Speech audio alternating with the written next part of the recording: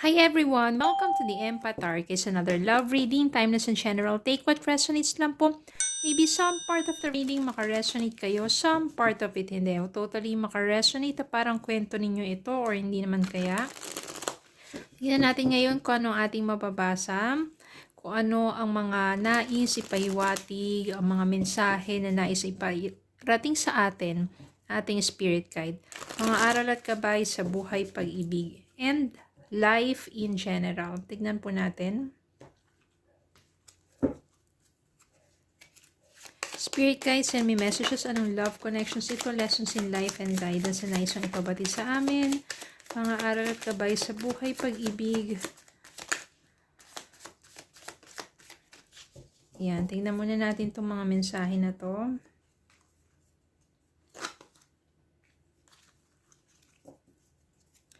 Five of Pentacles. The Tower. Nine of Swords. Five of Wands. Ace of Pentacles. Eight of Swords. Six of Swords. Six of Wands. Five of Swords. And the Hermit. Malakas po ang energies dito ng mga air sign. Daming swords eh.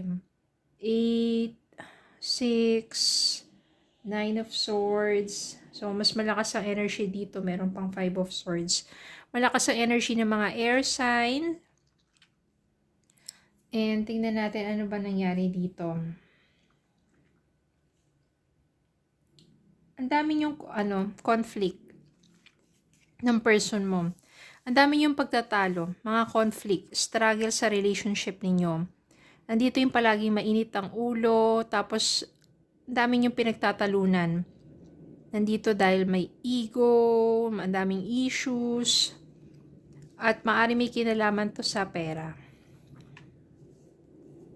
Dumating kasi sa point na naghirap kayo, poverty, financial hardship.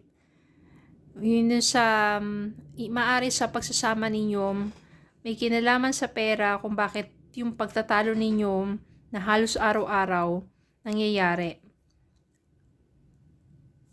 So I can sense dito maaring may kinalaman to sa bisyo. Bisyo ng partner mo. At parang ikaw yung inaasahan dito. So, ikaw yung nagpo-provide. Tapos yung partner mo, imbis na makatulong sa'yo, ang dami pa niyang bisyo. Hanggang hindi mo na kinaya, mahal mo siya pero paano naman sa araw-araw naman na inyong pagsasama? Ikaw na nga yung kumakayod, ikaw na nga yung, I can sense dito, yung iba pa nga, nasa ibang bansa, padala ng padala. Wala rin naman yung kinahihinatnan kasi nauuwi lang sa wala yung pinaghihirapan mo dahil yung partner mo, yung person mo, winawaldas lang. Tapos yung tower dito, wala na. Talagang total, na to, nawasak na inyong pagsasama. Hindi mo na kinaya. Umalis ka na lang doon sa person mo.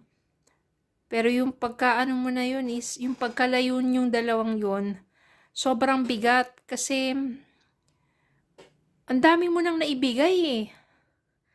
Yun yung masama dun eh, kapag ikaw yung palaging bigay ng bigay, kapag pinamihasa mo sa umpisa, tapos sa bandang huli, diba, wala, sobrang bigat lang.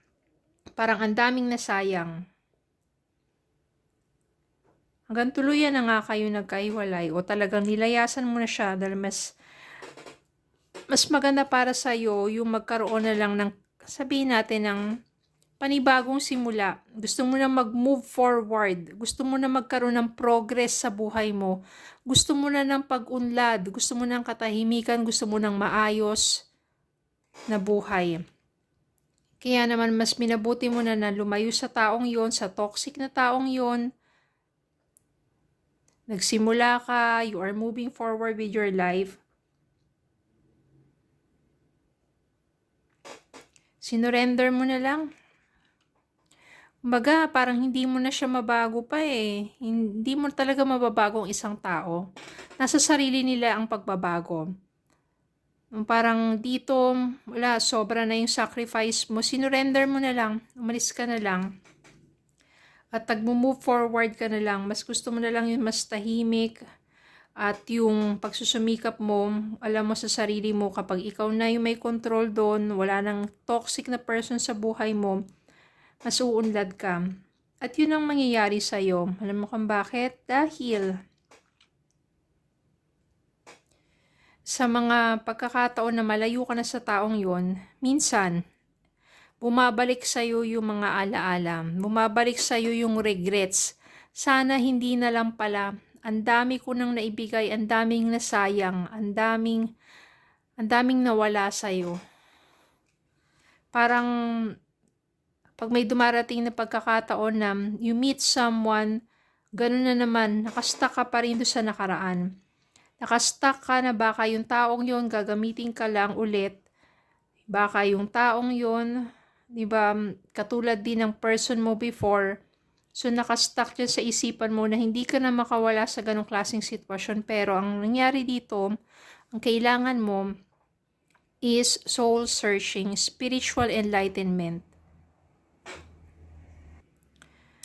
Yung hermit mode dito, ibig sabihin, magkaroon ka ng panahon para sa sarili mo to reflect kung ano nangyari, kung ano ba yung dapat mong gawin. Humingi ka ng gabay, magdasal ka na magdasal at humingi ng gabay sa itaas, sa poong may kapal, so that mawala na yung takot mo, yung total na pag-move forward mo, pag-move on mo, mangyari na yan sa'yo.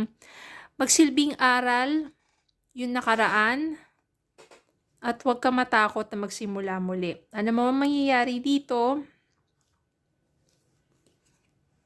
Kapag pinakawalan mo na yung sarili mo sa nakaraan, kahit kasi wala na kayo ng person mo, nakastuck pa rin sa isipan mo yung mga nangyari before, hindi ka makausad. Pero kapag pinakawalan mo yung sarili mo sa nakaraan, magsimula ka, naka-focus ka na lang sa present, para sa magandang future. Ito yung mangyayari. Financial beginning. Financial new beginning. Financial opportunities. New job or new business yan. Money, investment, savings, maganda, stability. Ibig sabihin, magkakaroon ka ng panibagong pagkakataon na iahon ng sarili mo. Maraming mga opportunities ang darating sa'yo. Uunlad ka. Unti-unti yan. Diba, ang mangyayari dyan, sa-success ka na. No? Kung dati hindi ka sumakses, ngayon sa-success ka na. Okay, kaya dito, financial new beginnings. At yun talaga yung mangyayari sa'yo. Dito, marirecognize ka, ibig sabihin, ito success, victory, winning. So, kung ano man yung papasukin mo, business man yan, karera, magiging successful ka na. Makikilala ka, magkakaroon ka ng recognition. Magkakaroon ka ng mga supporters mo. Yan. Ibig sabihin yan, magiging maganda yung pag-move on mo. Dahil nagfo-focus ka sa sarili mo, especially pagdating doon sa hard works mo. Diba? Yung mga effort mo, magiging matagumpay ka. Lalong-lalo na, wala na yung toxic person sa buhay mo. Samantalang siya naman, ito yung mangyayari sa kanya. Fear, anxiety, stress.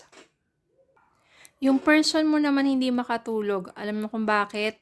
Feeling of guilt, regrets, ang dami niyang pagsisisi. Bakit ka mo? Swerte na siya sa'yo sinayang niya pa. Pinakawalan ka pa niya, anong ginawa niya? Diba? Parang pinagluloko ka niya, winaldas niya yung mga pinaghirapan mo, ngayon, naghihirap siya. Hindi lang sa naghihirap siya sa kaisipan o kalooban, naghihirap siya sa buhay niya. Yun yung mga sinayang niya. Ganun talaga, sa huli talaga ang pagsisisi. Tingnan natin ang message para sa'yo. Para sa inyo. Magnetic connection. There is a very strong pull and intensity that draws you to this person. So, bukod sa pagiging successful, sa karera, sa negosyo, basta pang financial matters about money, magkakaroon ka ng magnetic connection with someone, new person.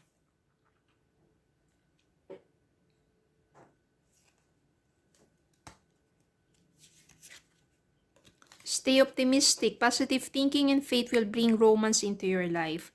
So, stay optimistic lang. Maging positibo lang tayo. Maaring hindi pa yun yung tamang tao para sa'yo, pero darating din yung right person for you at the right time. Ang importante, mag-focus ka muna sa sarili mo. Magpaunlad ka muna, magpayaman ka muna, magpakatatag ka muna. Okay, so yun nangyari yun. With that wrong person, toxic person na maraming, sabihin na natin, pagdating sa money, marami talagang nakuha. O maraming naging kawalan mo before. Sa lesson learned lang yon. Okay? So, yun lang po. Maraming salamat po for watching. Please don't forget to like, share, comment, subscribe on my Facebook and YouTube. Have a good day po and God bless.